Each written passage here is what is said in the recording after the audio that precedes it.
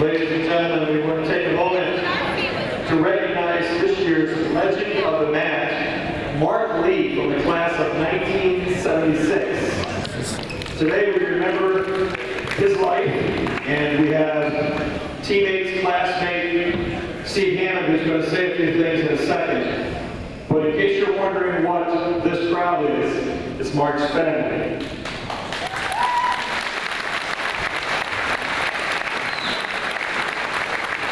Mark is a very critical friend, and his family was critical to him, and nearly every one of his family is here today. And today, we officially recognize him as a legend of the mat at Fruitport High School.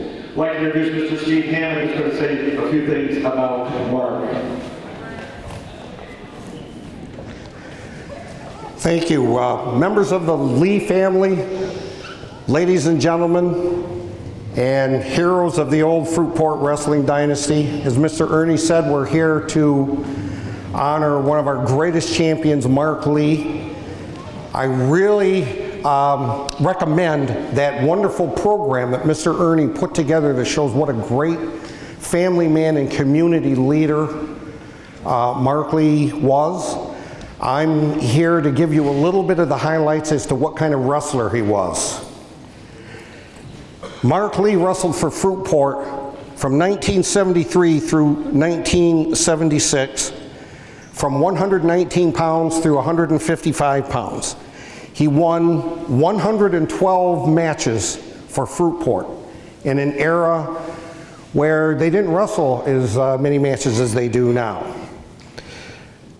Some of Mark's career highlights, get this folks: Shelby Invitational Champion, two-time Wyoming Park Invitational Champion, two-time Holland Invitational Champion, two-time champion at the Tournament of Champions, Muskegon City Champion, three-time Seaway Conference Champion, Regional Champion, two-time state qualifier, third in state in 1976 out of 150. Mark was the total package. Great strength, good speed, and mastery of every move in the book, combined with exemplary character. Mark Lee very quickly showed he was more than Alan Lee's little brother. He won the third most matches of any freshman in Fruitport history up to that time, so everyone knew he would be great sooner or later. It turned out to be sooner. As a sophomore, Mark started to medal every week at every tournament. He won the Seaway Conference title that year, but one match stands out more than any other in his sophomore year. It was the usual clash of the wrestling titans, our beloved Fruitport Trojans against our greatest rival, the powerful Class A Mona Shores Sailors. 15-year-old sophomore Mark Lee was facing Mona Shores' top wrestler, the undefeated 28-0 senior Kim Zavitz. In a stunning upset, Mark defeated Zavitz in a whirlwind 9-8 decision by putting him on his back twice. Because of this heroic feat by Mark Lee, Fruitport again emerged victorious. I have vivid memories of Mark drawing gasps of awe and admiration from some cheerleaders, I don't remember the school, at the Holland tournament when he picked his opponent up and held him effortlessly in the air with one arm horizontally, while he calmly got the other arm around the guy's head, then lowered him slowly to the mat for the pinfall. It was very impressive to say the least. Of course, Mark went on to win the tournament. All of us guys said, man, why can't we be like that? I remember Mark was so sick before the match against Whitehall he could hardly stand. He spent the last 15 minutes before the match throwing up. But we needed him, so out he went and beat his opponent 14-0. As a junior, Mark continued his long career of haunting Mona Shores by defeating the highly touted Marty Eckerman, helping lead Fruitport to yet another victory over Mona Shores. No Fruitport wrestler ever dominated Mona Shores more than Mark Lee. They must have let out a sigh of relief when he graduated. At the Tournament of Champions at Grand Rapids Catholic Central in 1976, Mark was in the finals. His opponent was the mighty Ron Stibbitz from Mona Shores.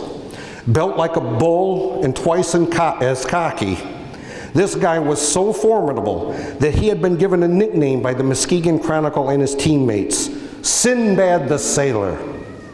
The huge crowd witnessed a classic that night as the two great competitors went at it hammer and tongs. During the match, Mark suffered not one, but 2 sprained ankles, and still won by a point. Mark could not even stand after the final whistle, and his brother Gordy and I had to carry him off the mat, and a couple minutes later to the victor's stand.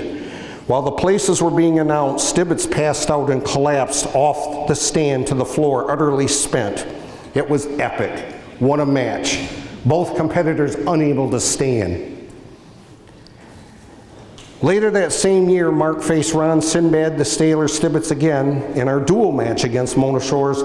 This time Mark thrashed Sinbad 10-0, and Fruitport beat Shores yet again. At the conference finals in 1975, Mark Blee beat the very formidable Ryan Grant from Spring Lake 5-4.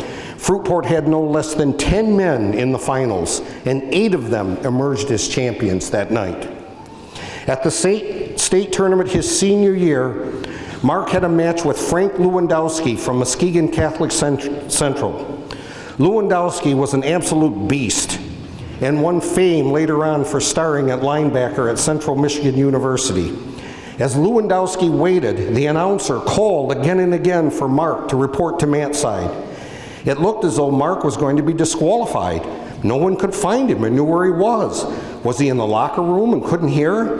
If it was anyone else, I could rationalize them ducking Lewandowski, but not Mark. Suddenly, just as the announcer was giving the last call, Mark sprinted out of the locker room and vaulted over the 4-foot ropes surrounding the mat, landing right square in front of Lewandowski. If this had been Rick Brandenburg, it could have been a deliberate psychological ploy done for fun, but that didn't fit Mark's more serious style. There then followed one of the most intense matches I ever saw, resulting in a 3-0 masterpiece victory by Mark Lee. Later in the same tournament, Mark faced a highly touted opponent from Fenton in the consolation finals and pinned him, taking the 3rd place medal and clinching the state runner-up trophy for Fruitport at the same time. Mark Lee was a superb athlete and a superb human being. This exact example of what a Christian gentleman should be. He was universally admired by everyone who knew him. He was the prime example of the type of man that sports is supposed to help mold. It was a privilege to be able to count him as my friend.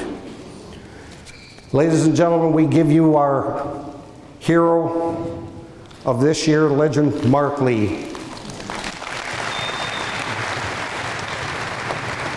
Now I'd like to have Coach Sykes issue the plaque to Mark Virgil, also Laura, his wife, his children, Marcy, Bethany, and Lindsay, who could not be here today.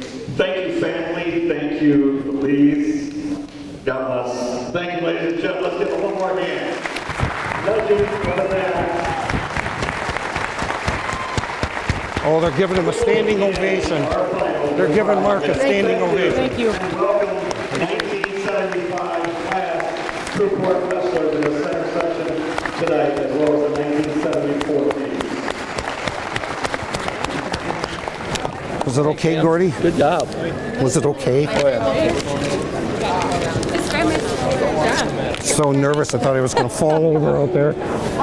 I know, I'm not a good speaker. You can't do justice to Mark. No.